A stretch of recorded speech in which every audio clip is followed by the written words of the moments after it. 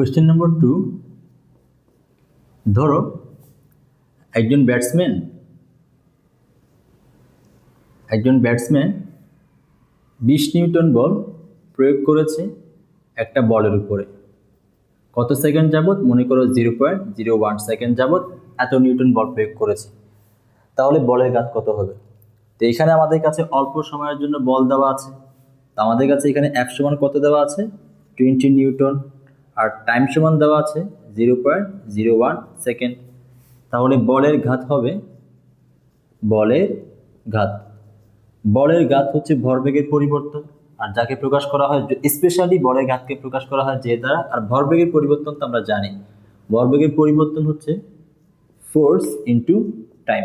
তাহলে ফোর্স দেওয়া আছে এখানে 20 নিউটন, আর টাইম দেওয়া আছে 0.01।